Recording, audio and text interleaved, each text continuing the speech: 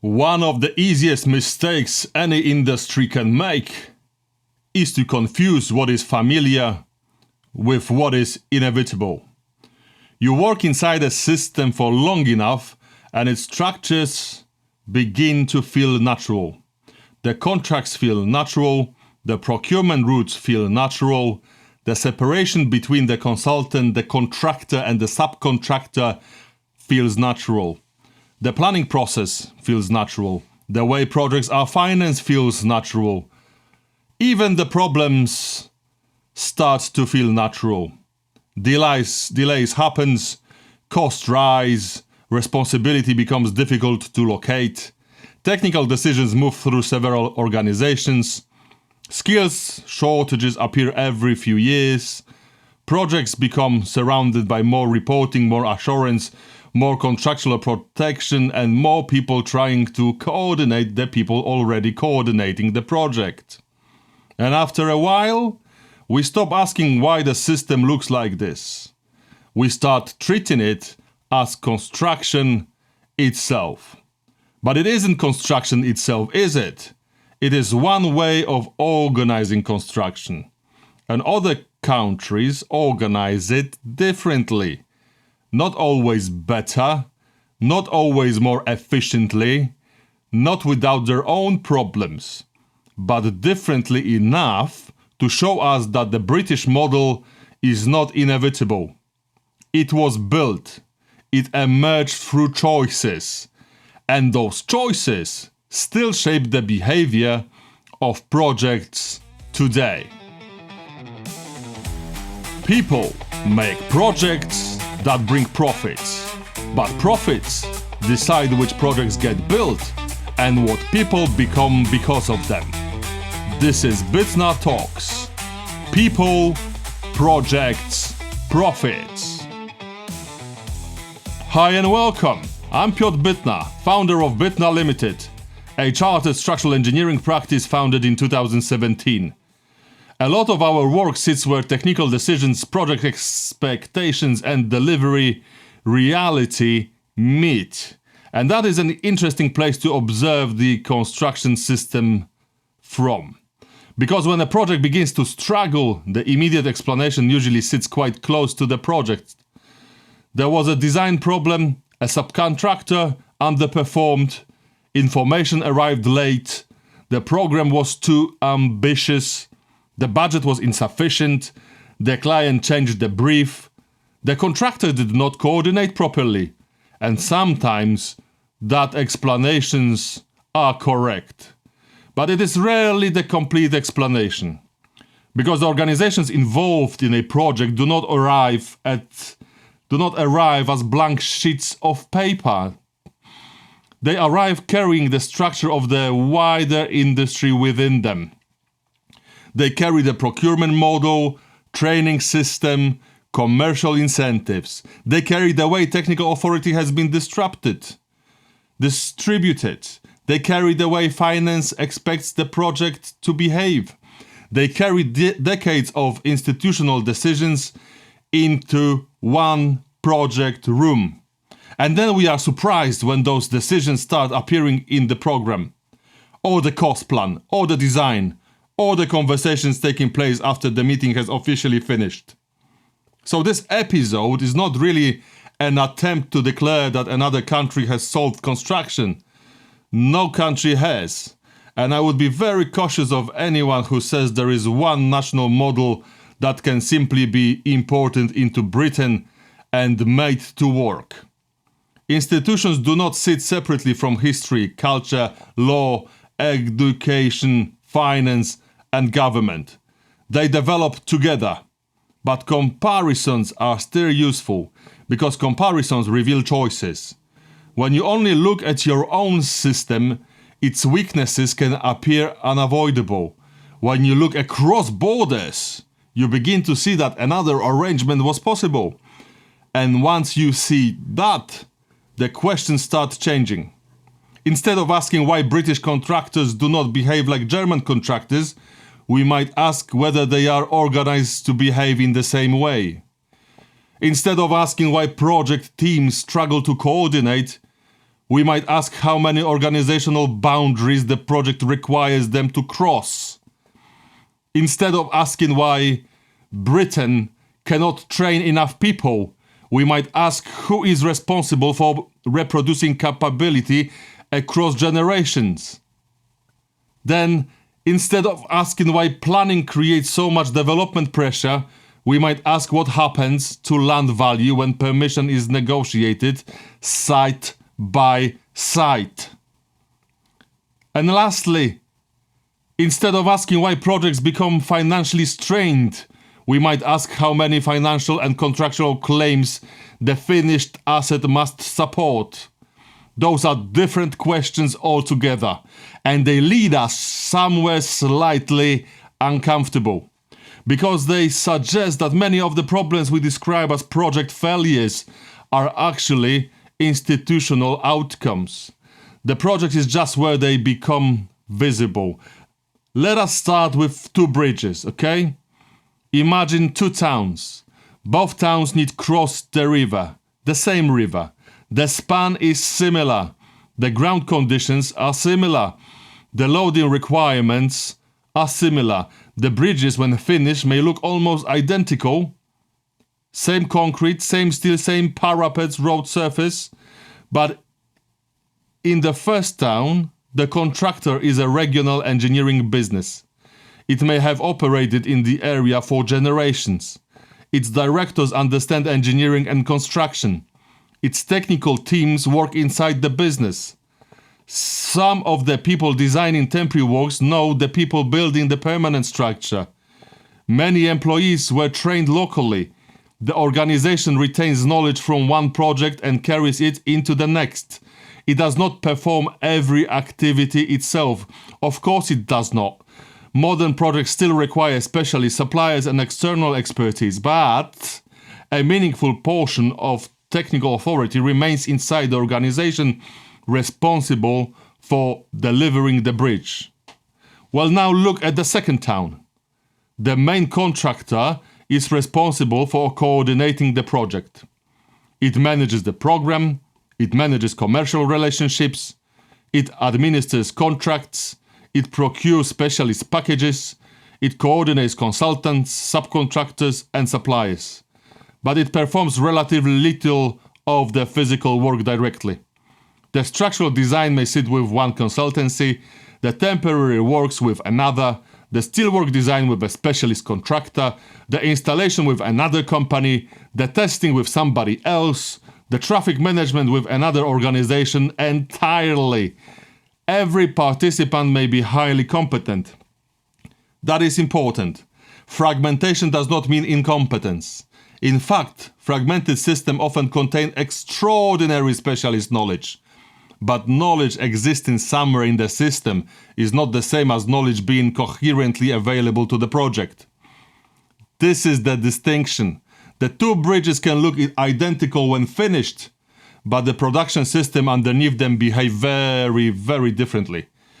In countries such as Germany, the Mittelstand, I hope I'm doing it right, or should I do it more generally? Mittelstand has historically provided a dense network of medium-sized, frequently family-owned industrial firms. These businesses are often regionally like salmonelli, regional rooted. Ownership can remain stable over long periods in such organization. Technical knowledge accumulates inside the organization. Engineers and delivery teams work relatively close to each other. The company's reputation may be connected to a region, a particular technical capability, and a long history of repeat performance. Britain developed a different contracting structure. Over time, many larger contractors became project integrators. Their core capability increasingly centered on procurement, management, commercial control, and the coordination of a large specialist supply chain. That model provides flexibility. It allows a contractor to assemble a team around the needs of a particular project. It gives clients access to specialist capability from across the market. It means organizations do not need to carry every skill permanently on their payroll. And when workload changes, capacity can move through the supply chain. There is commercial logic in that, a big commercial logic in that. The visible explanation is not wrong. Flexibility matters, especially for the existence of such organizations. Specialization matters too. The ability to mobilize different organizations around major projects matters. But there's another side to it. When capability is distributed across the market, every project must reconstruct that capability through contracts. Every new project must rebuild relationships. It must re-establish information routes. It must define responsibilities. It must agree interfaces. It must decide who owns what. And it must do much of this while commercial competition is still shaping the behavior of the organizations involved. That is a considerable coordination task. We sometimes talk as though coordination is an administrative function added to technical delivery, but in a fragmented system, coordination becomes part of the production process itself. It is not something happening around the work. It is one of the main forms of work. The contractor coordinates the consultant coordinates several design disciplines, the main contractor coordinates the subcontractors coordinate suppliers, the client-side team coordinates its advisors, the project manager coordinates reporting, the design manager coordinates information, the commercial team coordinates obligation. And meanwhile, somebody still has to understand whether the thing being proposed can actually be built. That sounds obvious, but trust me, it's very often not. But you can feel the difficulty in real project environments. That's the real thing.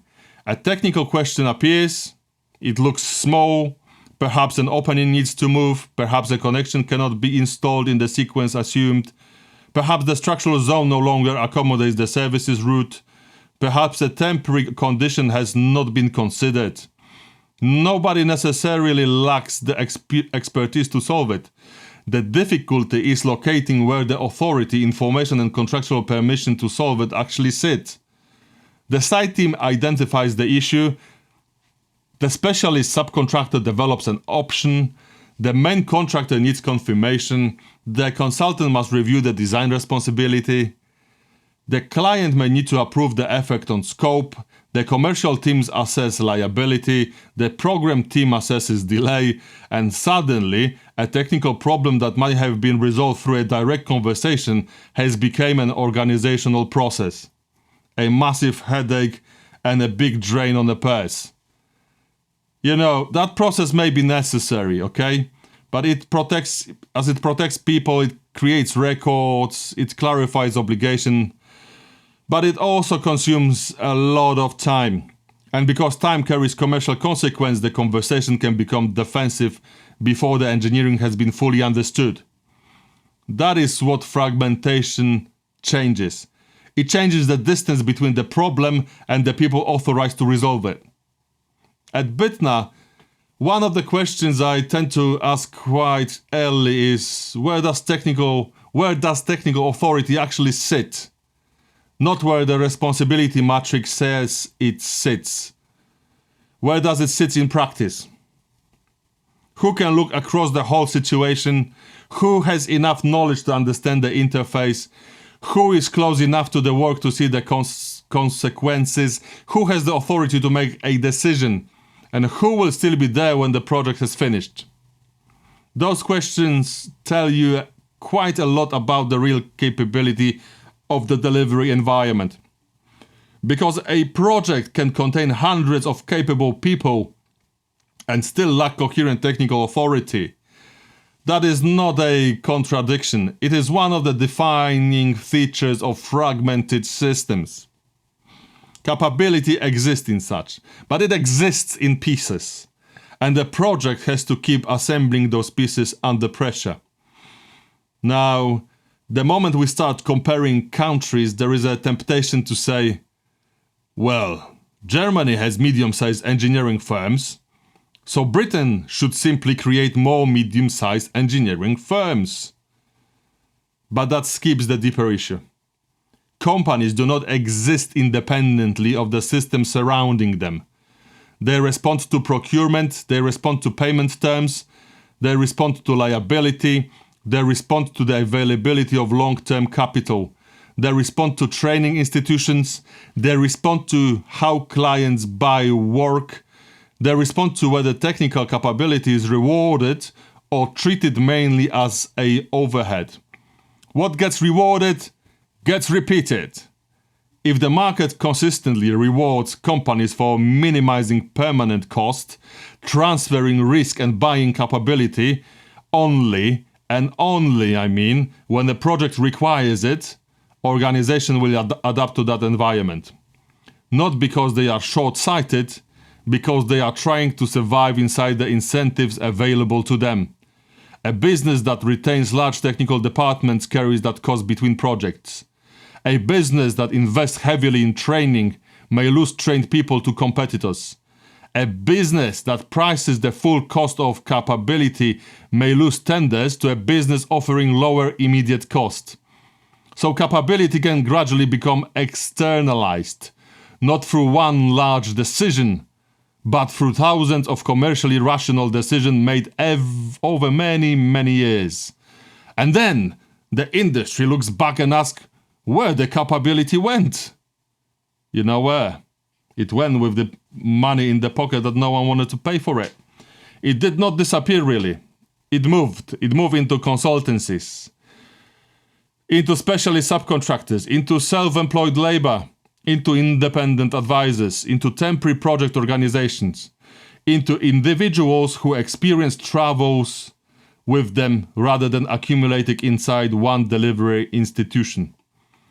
The knowledge still exists, but retaining, coordinating and transferring it becomes more difficult. That difference matters when pressure arrives, because stable organization can use memory. Temporary project organizations often rely on documentation. Again, documentation matters, but the document cannot always replace the understanding that develops when people work together repeatedly. There is a difference between having information and sharing an operating memory. You notice that difference when something unexpected happens. A mature team may recognize the pattern before the issue is fully visible. They know where previous projects struggled. They know which assumptions tend to fail. They know which specialists should be brought into the conversation early. They know which detail looks simple but rarely is. A newly assembled project team has to discover those relationships while delivering the project. And that makes the project itself the training ground. The problem is that projects are expensive places to learn basic institutional lessons. This takes us to finance. Because the way projects are financed shapes the organizations that eventually deliver them. Now let's go again. Let's imagine two towns again. This time they want to build a tram line, okay? Both need the same physical things: rail stations, power systems, engineers, construction workers, land, materials, time, drainage, and whatnot. But money reaches those physical activities through different routes. In the first town, the project may be supported by a public development bank connected to national or regional economic policy.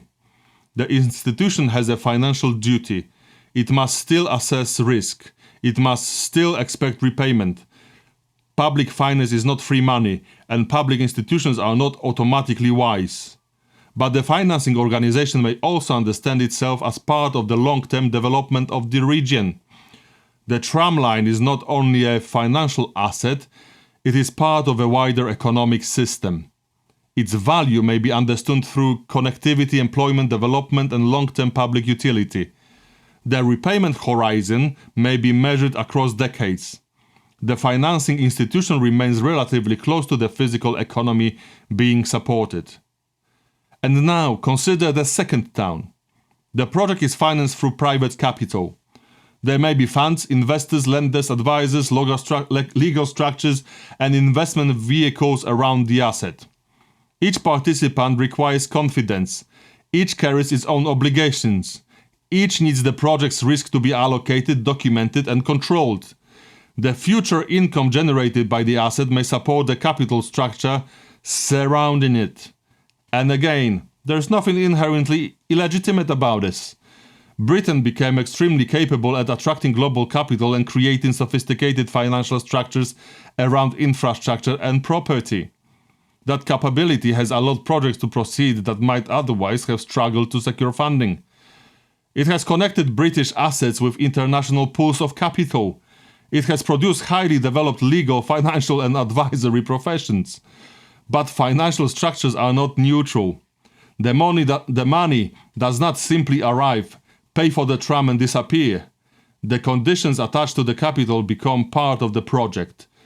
Return expectations became part of the project, reporting obligations became part of the project, risk allocation became part of the project, revenue certainty becomes part of the project.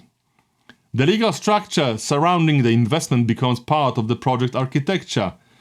Before the first rail is installed, the behavior of the future asset may already be substantially defined. This is where the discussion becomes more commercial, because every layer surrounding the project has a legitimate claim. The investor, guess what, expects a return. The lender, well, expects repayment. The insurer expects risk to be controlled. The legal advisors expect obligations to be clear. The fund manager has commitments to its own investors. The client needs the asset to perform. The operator needs it to function. The contractor needs to make a margin. The supply chain needs to be paid. The public expects the tram to provide a service. All of those claims eventually meet inside the same physical object. And the physical object has limits. There is only so much revenue, only so much budget, and only so much time, and only so much risk that can be transferred before somebody without ability to control it is asked to price it. This is why financing architecture matters operationally. It influences what the project must promise before the project team fully understands how it will be delivered. A highly structured financial model often requires certainty. Construction, however, contains uncertainty. Ground conditions are not completely certain unless checked. Design development is not completely certain. Market prices are not completely certain. Planning conditions are not completely certain. Supply chain capacity is not completely certain. Human behavior is definitely not completely certain. So the project begins translating uncertainty into contractual obligations. It creates contingencies, allocates risks, develops assurance systems. It asks parties to accept defined responsibilities. It builds confidence around the investment. That is understandable. That's what we need there. But contractual certainty and physical certainty are not the same thing at all. You can allocate the risk without reducing it. You can transfer responsibility without transferring the capability to manage it. You can produce a report saying an issue is controlled while the people closest to the work remain uncertain. It seems like the headlines of the news for the last 5, 10, 20 years. Main contractors go on to build stuff and then they're being blamed that they're not delivering because they weren't concentrating or controlling the subcontractors, and they blame them, and the blame game is all over the place, and some of that ends up in courts, in bigger fights, or winding up of organizations or whatnot. And the truth is, if there's no capacity in place in such a contractor or actual contracts within the contracting business that says how it's being managed, and it's not checked by appointing consultants to the client or the client, then it's all messy. And trust me, I've seen many projects in my career, and I haven't seen one that would properly allocate any of that. It's sort of the game plays. We all start, we're all happy that the money is coming our way. So, let's leave the troubles for later, down the line. We sort it out, right? We'll sort it out, mate. We'll sort it out. And once the financial commitments are fixed, posing becomes difficult. The program is connected to the funding model, you see. The funding model is connected to revenue. Revenue is connected to completion. Completion is connected to contractual milestones. So time pressure starts moving through the project. It moves from finance into governance, governance into program, program into procurement, procurement into design, design into supply chain, and eventually it reaches someone standing on site being asked for an answer before the situation is fully understood. That is the human end of financial architecture. The site team does not necessarily see the investment structure, but it feels the deadline. The consultant may not participate in the original capital decision, but it feels the pressure to realize information, to release information. The subcontractor may not understand the asset's financial model, but it feels the payment conditions and program obligations created by it. Pressure travels. It changes form as it moves, and by the time it reaches delivery, the original source of that pressure can be difficult to see. People begin describing the problem as poor coordination, or slow design, or contractor behavior, or supply chain performance. Those may be real symptoms, really, but the environment has been shaped upstream long before any of that became visible. This is why, when I look at Project Health at Bytnar, the program cannot be treated as a standalone technical document. The program is carrying assumptions about authority, information, finance, procurement, and capability. A date is never only a date. It reflects what the organization believes will happen. It reflects who must make decisions. It reflects when design can be completed. It reflects whether the supply chain is available. It reflects how much uncertainty the project is prepared to acknowledge. And sometimes the program is not really describing the project at all. It is describing the financial or political need placed upon the project. The difference becomes important. Because if the date cannot move, everything else must absorb the uncertainty. Quality absorbs some of it. Design time absorbs some of it. Commercial relationships absorbs some of it. The supply chain absorbs some of it. People absorbs quite a lot of it. And the reporting often continues to show the date as achievable long after confidence has started slipping. You know the kind of meeting. The program remains on screen. The milestone is still shown. Nobody has formally declared it impossible. But the language has changed. People begin saying things like, we are working toward it. We are doing everything possible. It remains the target. We will have greater clarity next week. Those phrases do not necessarily mean people are being dishonest. Usually, they mean the system has not created a safe route for uncertainty to become decision-making information. The commitment is too important to challenge directly. So concern appears gradually, later softer, more carefully qualified, and by the time the issue becomes formally visible, much of the ability to respond has already been lost. Now, place contractual chains around that environment. Imagine a loaf of bread leaving a bakery, okay? In a short chain, the baker hands it to the customer. Done deal. Charges money, all happy. In a long chain, it moves through distributors, brokers, wholesalers, logistics providers, and retailers before reaching the person who'll eat it. The loaf may still arrive, but every stage carries cost. Construction value moves through contracts in a similar way. In a relatively direct system, a public or private client may contract with a delivery organization that retains a substantial amount of technical and productive capability. The route between the need, the technical decision, and the physical work is relatively short.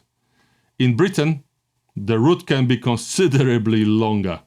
The investor funds a vehicle. The vehicle contracts with a developer.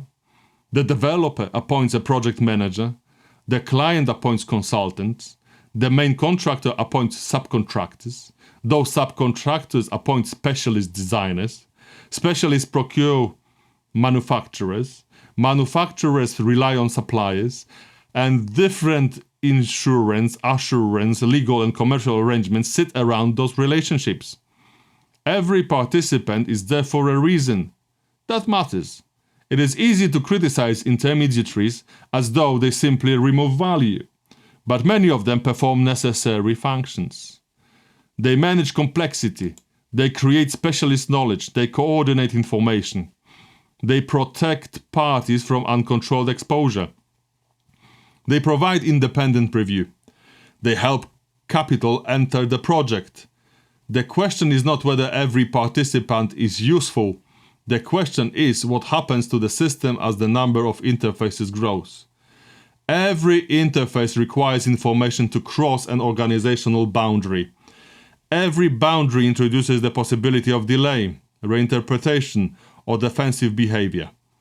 Every contract defines what one organization owes another, but contracts also define what it does not owe. That boundary can become important under pressure. When things are going well, teams can work across contractual lines relatively easily. People pick up the phone, they resolve issues, they help each other. They apply judgment. When commercial exposure increases, those same boundaries become more visible. Language becomes more formal, requests become notices, advice becomes qualified, meetings become records, people begin asking not only what is the right thing to do, but whose responsibility is this? Who instructed it? Who carries the cost? Who accepted the liability? These are legitimate questions. Businesses cannot ignore them, but they alter the decision environment. The project can begin spending more effort defining ownership of the problem than understanding the problem itself. And that is usually where time starts getting away from you. The longer the contractual chain, the more difficult it can be to distinguish the cost of creating the asset from the cost of coordinating, protecting and financing the system around the asset. Let that sit. Again, none of this makes the British model irrational. Well, it makes it open to many players. Anyone with access to funds, land, can just get on with it. And when the properties were raising in value, people could afford them. We could afford to be wasteful. I wonder whether this time is getting to the end. Well, we here in Bytnar, we're betting on that. And we're trying to change the system to the one more direct. But it is highly sophisticated this way, right? Anyone can get on with it. If you have a briefcase of cash, come on, let's build something. Let's play property development, okay? So everyone can do it. It becomes highly sophisticated. It allows risk to be divided.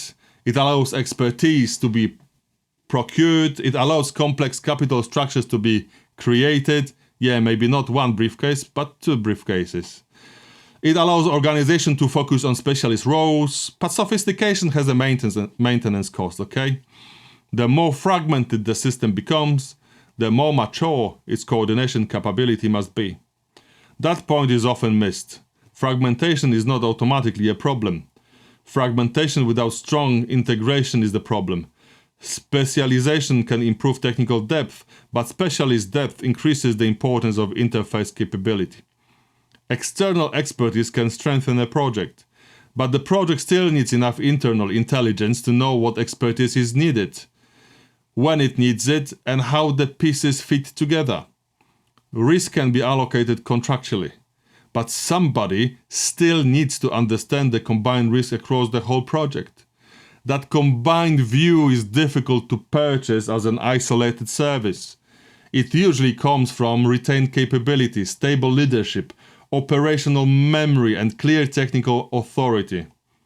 And those are precisely the things that temporary project structures can struggle to reproduce. This brings us to engineering.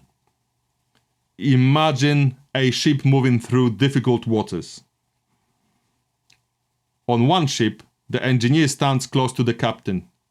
The person responsible for navigating the vessel can speak directly to the person who understands the machinery. When the conditions change, technical understanding is present inside the decision environment. On another ship, the engineer works for a separate organization. The engineer may be more independent, perhaps more specialized, perhaps able to draw on experience from many different vessels. But the captain must explain the situation across an organizational boundary. Information must travel. The engineer must understand the context.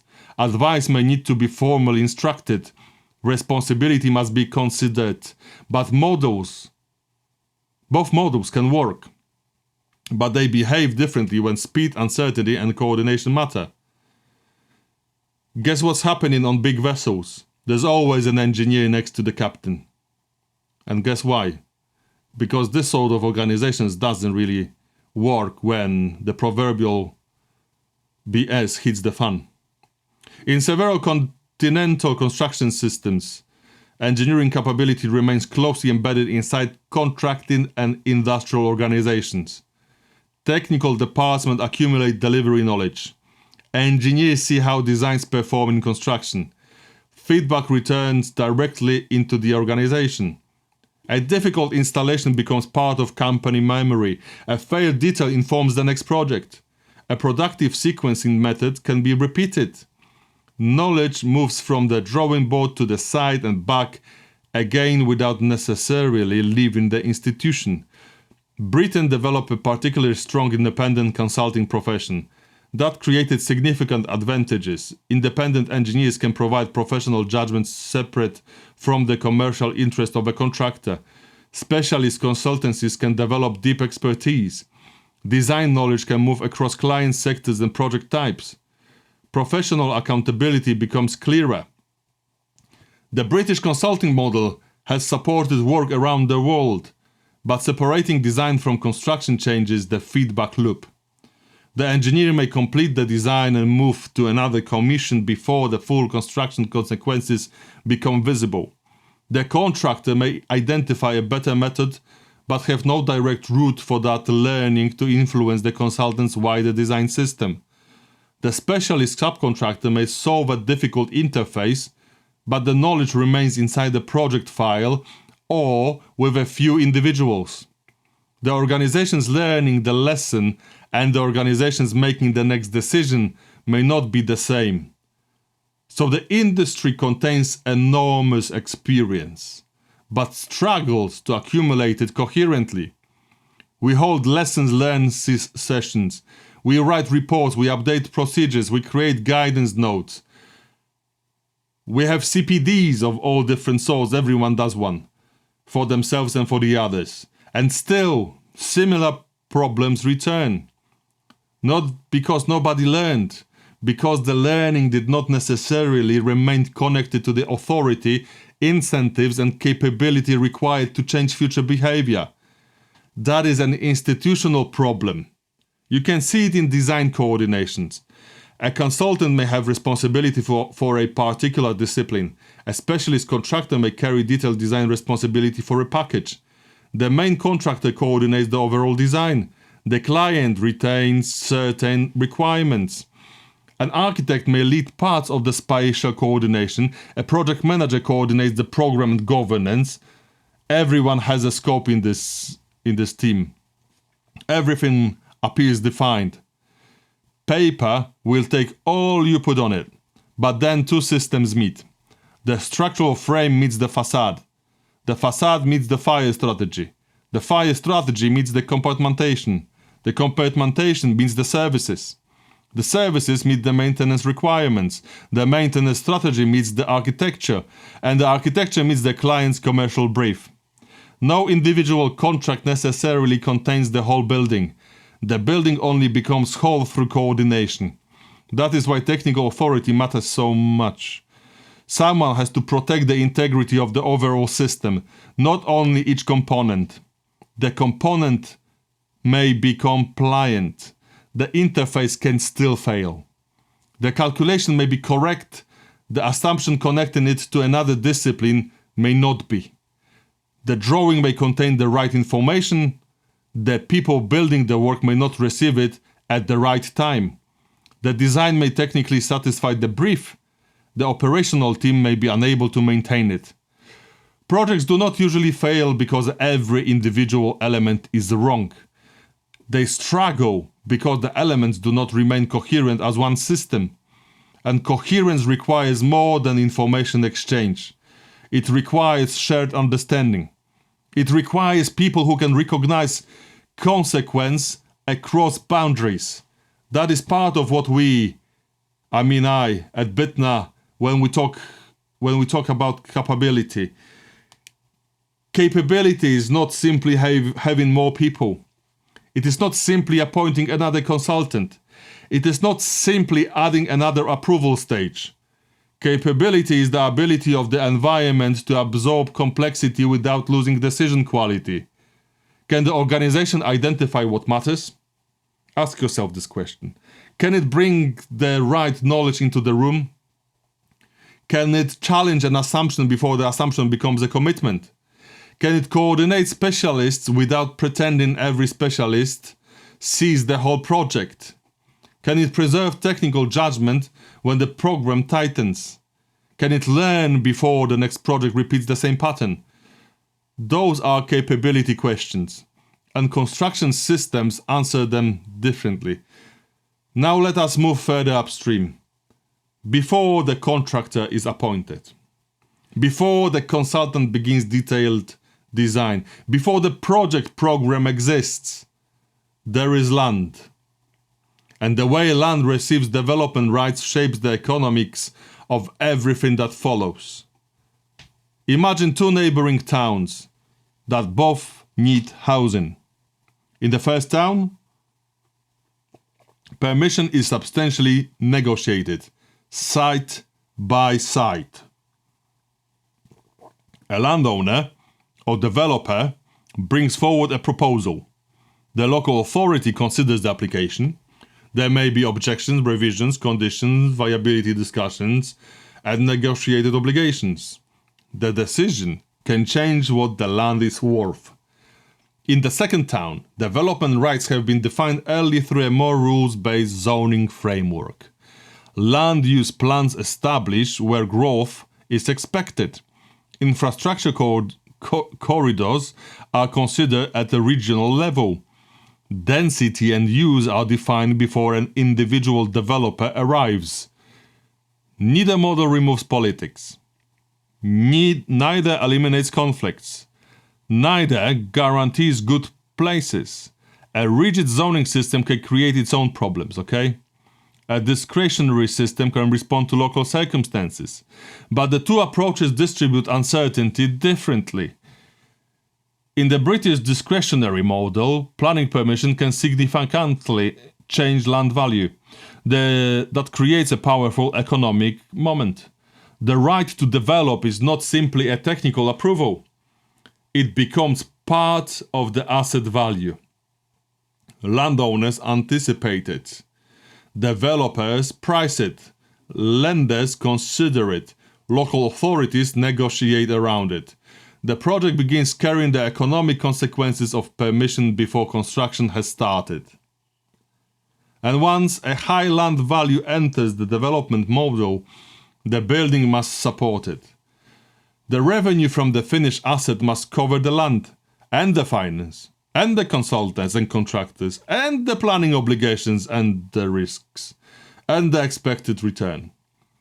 So, when construction cost rises, the argument rarely concerns construction alone.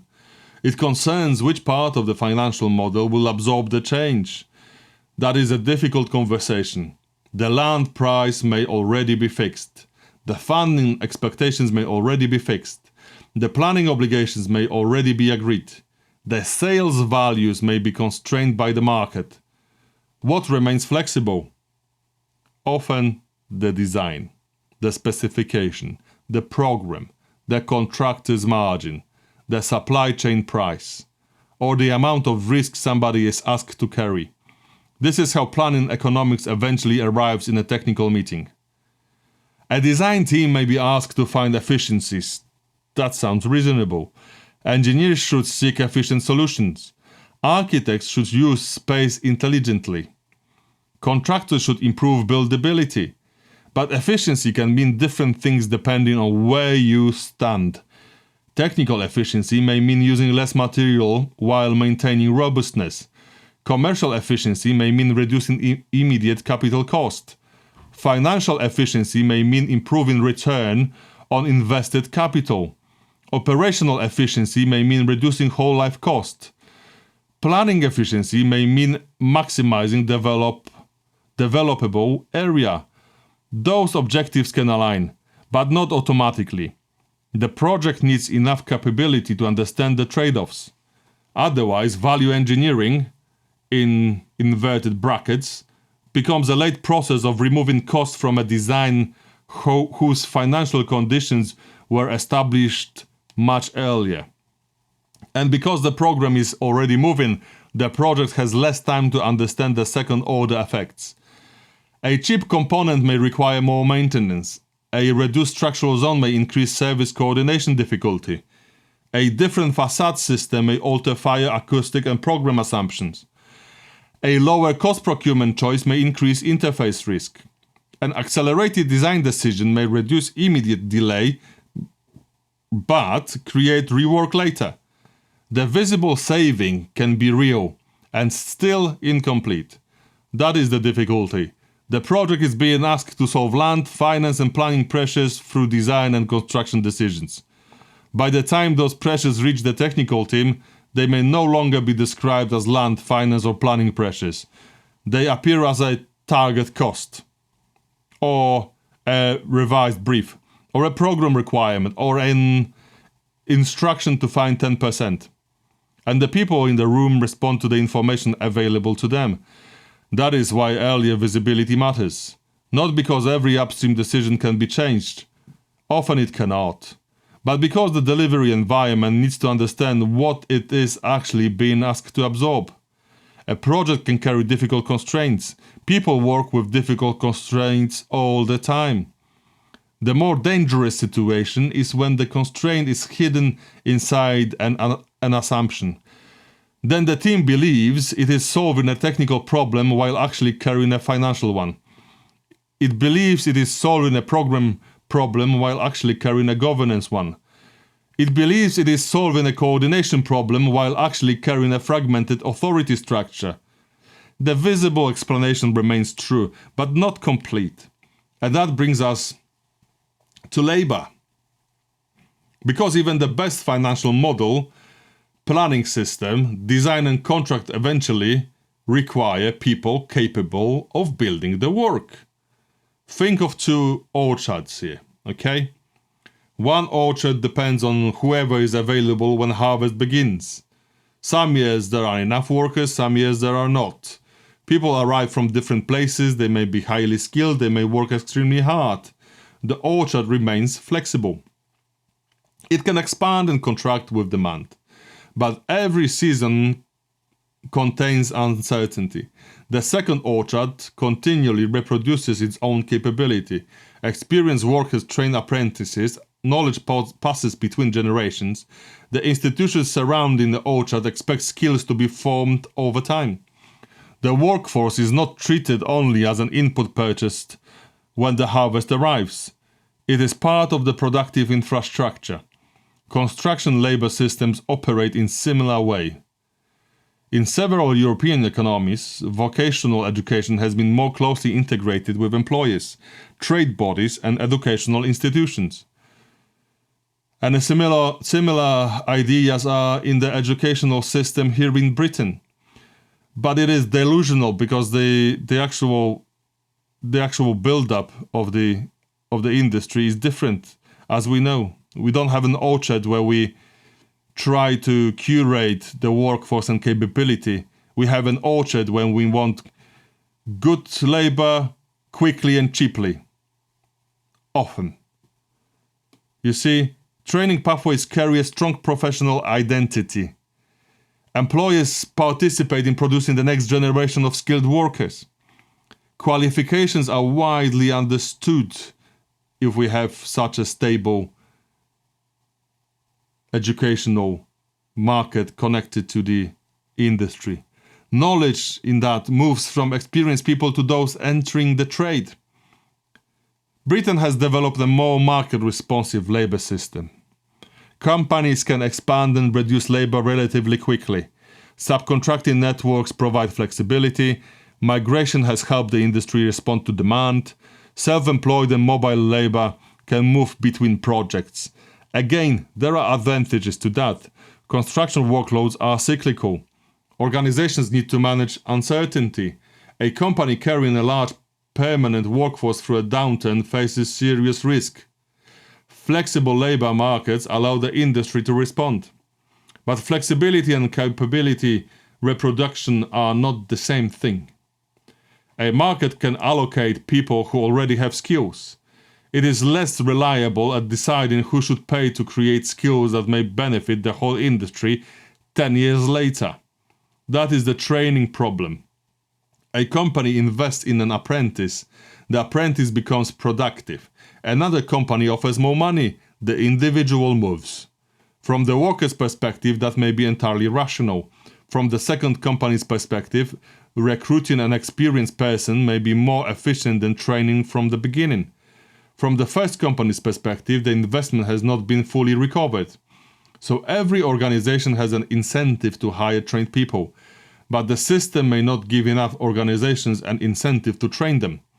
That is a classic collective problem. Everyone needs the capability. Nobody can completely capture the return from creating it. And when workload falls, training is often one of the first costs exposed. The effects appear years later. Experienced workers retire, middle layers become thin, supervisors carry wider spans of responsibility, young people enter projects without enough time beside experienced practitioners, organizations respond by recruiting from the market becomes tighter, wages rise, projects report skills shortages. Government announces initiatives, the industry expands training for a period, then the cycle changes again. The problem is not that nobody cares about training. The problem is that the institutional structure does not consistently protect long-term capability formation from short-term market pressure. You can see the effect on projects. A design assumes a practical sequence. The sequence requires a level of workmanship or supervision. The program assumes productivity based on an experienced team, but the available team is assembled shortly before the work begins. People have not worked together before. Supervision is stretched. Information must be clearer. Interfaces must be managed more carefully. Quality checks become more important. The project may still succeed, but it requires more management to compensate for less stable production capability. This pattern repeats across system. As retained capability reduces, coordination demand increases. As coordination demand increases, management layers grow. As management layers grow, cost increases. As cost increases, organizations look for further efficiency. Efficiency often means reducing permanent overhead and buying more capability through the market, which increases fragmentation, which increases coordination demand. That is a feedback loop. And it helps explain why simply adding more project managers, more reporting, or more assurance does not always produce greater control. Sometimes the management system is expanding because the productive system has become more fragmented. The management activity is compensating for capability that no longer sits naturally inside the organizations doing the work. That does not mean management is unnecessary. Quite the opposite. In a fragmented environment, good management is essential. But we should understand what it is managing. It is not only managing a project, it is continuously rebuilding coherence across a temporary network of organizations. That is much harder. And it requires a different level of operational maturity. This is where national comparisons become useful. Not because Germany, the Netherlands, or any other country has created a perfect system, but because they expose the trade-offs Britain has made. Britain developed a powerful financial ecosystem. It became capable of attracting international capital. It created sophisticated investment, insurance, legal and professional services around the built environment. It developed respected independent consulting professions. It created specialist supply chains capable of mobilizing around complex projects. It developed flexible labor arrangements. It built a system capable of allocating risk across many organizations. These are real capabilities. They should not be dismissed. The British model is not simply a failed version of somebody else's system. It is a system optimized around particular strengths. But every optimization creates vulnerability somewhere else. A system optimized for financial flexibility may create distance between capital and production. A system optimized for labor flexibility may struggle to reproduce skills consistently. A system optimized for specialist expertise may increase interface complexity. A system optimized for risk transfer may weaken overall ownership. A system optimized for case-by-case planning discretion may create large land value effects around permission. A system optimized for low permanent overhead may lose institutional memory. And a system optimized for contractual clarity can still produce operational ambiguity. That last point is worth sitting with, because we have become very good at defining individual responsibility, but a project is not delivered by individual responsibilities in isolation. It is delivered by the relationship between them. You can define every scope and still leave the interfaces unclear. You can allocate every risk and still lack an organization capable of managing the combined exposure. You can appoint every specialist and still lack a shared technical view. You can require every report and still fail to see the project as it actually is. The British construction system often produces exceptional individual parts. Its difficulty is keeping the parts connected. That is not only a project management problem, it is a consequence of the production model, and this changes how we should think about improvement. When a project struggles, the instinct is often to add another layer. Another review, another advisor, another assurance process, another report, another approval gateway, another management role. Sometimes that is exactly what the project needs, okay? But a missing capability has to be filled. A risk needs independent review. A decision needs stronger governance. But each additional layer also creates another interface. So we need to be careful here. Are we increasing capability, or are we increasing administration around the absence of capability? Those are not the same things. Capability can result in better reporting, but reporting is not capability. Capability can produce better governance, but governance is not capability. Capability can use contracts effectively, but a contract is not capability. Capability sits in the organization's ability to understand, coordinate, decide, and learn. That means some of the most useful questions are quite simple. Where does knowledge stay? Where does authority sit? Who understands the whole? Who is responsible for the interface? Can concerns become decisions early enough? Does the organization know what it does not know? Can the client intelligently interpret the advice it receives? Can the contractor challenge an unbuildable assumption without entering a defensive commercial position? Can the designer see the consequences of the design in delivery? Can the people operating the asset influence the project before the critical decisions are fixed? And when the project finishes? What has the organization actually learned? Not what report has been stored, what capability has changed. Those are uncomfortable questions because they cannot always be answered by the project organization chart. They require looking at behavior. You notice capability in how meetings work. Is the meeting used to exchange updates or to make coherent decisions? Do people raise uncertainty early? Can somebody say, we do not yet understand this, without the project treating that statement as failure? Does the technical discussion happen before the commercial position hardens? Are discussions made close enough to the knowledge required? Does the program reflect reality, or is reality expected to adjust itself to the program? Can different disciplines challenge one another constructively? Is responsibility accompanied by authority? And when something begins to drift, does the organization become curious or defensive? Pressure reveals the real answers very quickly. When pressure arrives, mature environments narrow the problem. They bring knowledge together, they protect decision quality, they make uncertainty visible, they distinguish between what must happen and what people merely hope will happen. Less mature environments do something else. Communication compresses, positions become protected, reporting becomes more important, decisions are accelerated before the situation is understood, ownership becomes foggy. People work harder in different directions, and eventually the program itself becomes the strategy. That is the point where a systemic issue begins to look like individual underperformance. The subcontractor is late, the consultant is slow, the project manager is not controlling the team, the client keeps changing its mind, the contractor is being difficult. Sometimes those descriptions are fair. They often fair. People and organizations do underperform.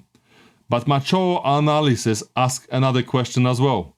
What environment made this behavior predictable? What was rewarded? What was made difficult? What information was missing?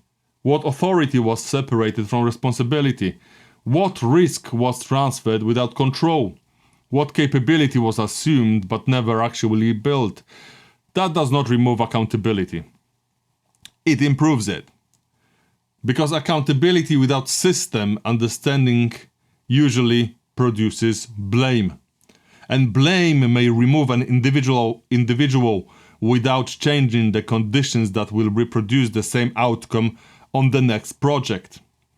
This is why copying in other countries' visible structures would not be enough. You cannot simply instruct British contractors to retain more engineers. The procurement and commercial environment must make retaining them viable. You cannot simply tell employers to train more people.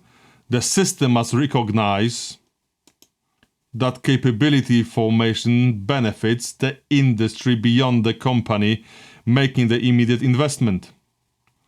Clients need the internal competence to manage more direct relationships. You cannot simply reduce assurance. The project must contain enough trusted technical authority to operate without it. You cannot simply replace discretionary planning with rules. Communities still need legitimate influence over development. Infrastructure still needs coordination. Public bodies still need capability. And you cannot simply replace private capital with public banking. Public institutions require their own technical, financial and organizational maturity. Every model relies on capability somewhere. That is the wider lesson. No institutional design eliminates the need for judgment. It changes where judgment sits. No financial model eliminates risk. It changes who carries it.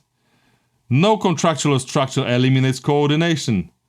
It changes how coordination is achieved.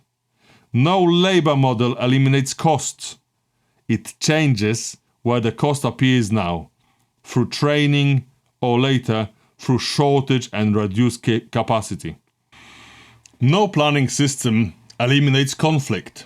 It changes when and where the conflict is negotiated. Once you begin seeing systems this way, the comparison stops being about which country is better. It becomes a question of what each system is designed to sustain, and what it struggles to sustain. The British system is extremely capable at assembling projects around temporary coalitions of capital, professional advice, contractors and specialist organizations. Its weakness is that every project must recreate coherence. That is expensive. It is difficult, and it relies heavily on the quality of coordination and judgment inside the project environment. When that coordination is strong, the system can deliver remarkable outcomes. When it is weak, fragmentation becomes visible very quickly. The contracts begin pulling apart. Information moves slowly, technical authority becomes uncertain, risks sit between scopes. People protect their positions. The project becomes busy without becoming clear. This is why the client's capability matters so much. In a fragmented market, the client cannot only be a purchaser. The client becomes part of the integration system. It must understand enough to procure intelligently, to challenge assumptions, to interpret advice, to recognize when apparent certainty is only contractual presentation, to retain a view across the asset lifecycle, to decide which capability should remain inside the organization and which can safely be purchased from outside. A client that externalizes everything does not eliminate its responsibilities. It can lose the ability to understand what it has bought. That is a dangerous position, because the more complex the supply chain becomes, the more informed the client needs to be, not less. The same applies to contractors. A contractor can subcontract the work. It cannot subcontract the need to understand how the work fits together. It can allocate detailed design responsibility. It cannot remove the need for overall technical coordination. It can transfer package risks. It cannot guarantee those risks will remain neatly contained inside package boundaries. Reality does not always respect the subcontract order. Water crosses packages, fire crosses packages, movement crosses packages, tolerances crosses packages, sequence crosses packages, temporary conditions cross packages. Human consequences cross almost everything. The building remains one object even when the contracts describe many. That is the operational truth. And the more fragmented the delivery model becomes, the more important it is that somebody continues to see the object as a whole. That is very much the kind of environment we spend time around at Bytnar. Not because there is one simple answer, usually there is not. But because difficult projects often improve when the underlying structure becomes visible, when people understand where the pressure comes from, when technical authority is clarified, when assumptions are tested before they become commitments, when the client can distinguish between cost movement and risk movement, when the contractor can see which interfaces need active ownership, when design decisions are connected to delivery consequences, when teams stop treating every issue as an isolated failure and begin seeing the pattern that is producing them. That does not make the process easy, but it changes the quality of the conversation.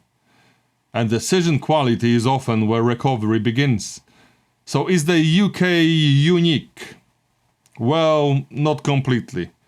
Many countries are dealing with fragmentation, many are experiencing skills shortages, many use private finance, many rely on consultants and specialist supply chains. Construction is becoming more complex almost everywhere. But the particular combination found in Britain is distinctive. A globally connected financial system, highland values shaped partly through discretionary planning, powerful independent professional services, large project integrated contractors, long specialist supply chains, extensive risk allocation, flexible labor markets, and substantial dependence on project level coordination to hold the whole things together. Each part has a history, each part has a rationale, each part provides value, but the combination produces the behavior we experience. The system did not arrive fully formed. It developed over decades. Government policy shaped it. Financial institutions shaped it. Procurement shaped it. Professional structures shaped it. Commercial competition shaped it. Training decisions shaped it. Companies then adapted to the environment those institutions created. And people adapted to the companies. Eventually, what began as a policy and institutional structure became everyday product behavior. That is how systems become invisible. They become normal. And once they become normal, we start explaining their outcomes as though they were human nature. Contractors are like this. Clients are like that. Consultants always behave in this way. Subcontractors only care about their package. Young people do not want to enter the trades. Planning is always slow. Projects always overrun. But people respond to the conditions around them. Change the conditions and behavior begins to change as well. Not instantly, not perfectly, but predictably. The question then is not whether Britain should become Germany. Well, it cannot. And Germany should not become an idealized story we tell ourselves whenever a British project goes wrong. The question is what we can learn from seeing that different institutional arrangements are possible. Perhaps we need to think more carefully about which technical capabilities should remain inside clients and contractors. Perhaps we should treat vocational formation as infrastructure rather than leaving it almost entirely to fluctuating market demands. Perhaps development finance should be understood not only as capital provision, but as a force that shapes the physical project. Perhaps land, planning and construction economics need to be discussed as one system rather than separate policy subjects. Perhaps shorter contractual chains are valuable in some environments, but only when the organizations involved have the competence to carry the broader responsibility. Perhaps independent consultants should remain independent while becoming more closely connected to construction feedback. Perhaps project assurance should focus less on producing evidence that the process has been followed and more on testing whether the environment can make coherent decisions. Perhaps the most important thing is not copying any individual structure. It is understanding the capability that structure is trying to create. Because we have spent a long time increasing capacity. More firms, more specialists, more advisors, more information, more data, more reporting, more procurement routes, more contractual precision. But capacity is not the same as capability. Capability is what allows those elements to work together when the project stops behaving as expected. And every serious project eventually stops behaving exactly as expected. That is not failure, that is reality. The test is what the organization does next. Can it absorb the change? Can it understand the consequence? Can it protect technical quality? Can it make decisions without pretending uncertainty has disappeared? Can it preserve trusts while commercial pressure rises? Can it adapt without losing the purpose of the project? That is what other systems can help us see. They provide contrast, and contrast makes the invisible visible. Britain chose a system closely connected to global capital, specialist professional services, contractual allocation and flexible delivery markets. The system created remarkable capabilities. It also created dependence on coordination, transaction management and temporary project organizations. We cannot keep the strength while pretending the trade-offs do not exist. If we want flexibility, we must invest in integration. If we want specialization, we must protect the interfaces. If we want risk transfer, we must retain enough intelligence to understand where the risk has actually gone. If we want external expertise, clients must retain enough capability to use it. If we want a flexible labor market, somebody still has to reproduce the skills. If we want financially investable projects, we must understand what the financial structure asks the physical assets to carry. And if we want projects to perform differently, we may eventually have to change more than the projects. That is probably the uncomfortable part. It is easier to introduce a new process than to question the institution requiring the process. It is easier to replace a contractor than to reconsider the procurement environment. It is easier to demand better coordination than to reduce fragmentation. It is easier to ask for innovation than to create stable organizations capable of retaining what they learn. It is easier to blame individual decisions than to examine the system that kept making those decisions rational. But the visible explanation can be true and still incomplete. The contractor may have failed, the consultant may have missed something, the client may have made the wrong decision, the subcontractor may have underperformed. Those things happen.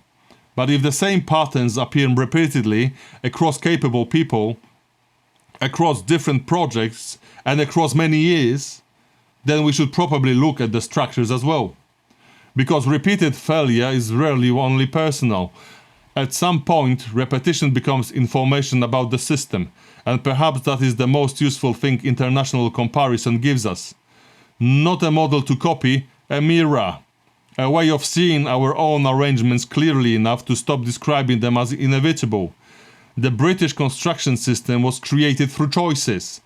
Some were deliberate, some emerged gradually, some responded to real economic pressures, some solved previous problems while creating new ones. That is how institutions evolve. But choices can evolve as well. Not easy, not easily, not quickly, and not through one policy, one company, or one project. But they can evolve. The first step is usually less dramatic. It is simply recognizing that we are actually looking at what we're actually looking at. Not isolated project failures, not only difficult people, not only poor productivity, a production system, a financial system, a planning system, a skills system, a network of institutions shaping how people behave when they try to turn money, land, knowledge and labor into the physical world.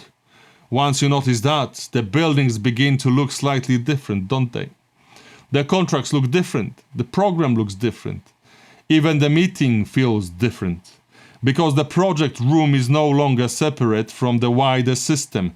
It is where the wider system has gathered, and that is probably where I will leave this one. Again, no neat answer here. No perfect national model.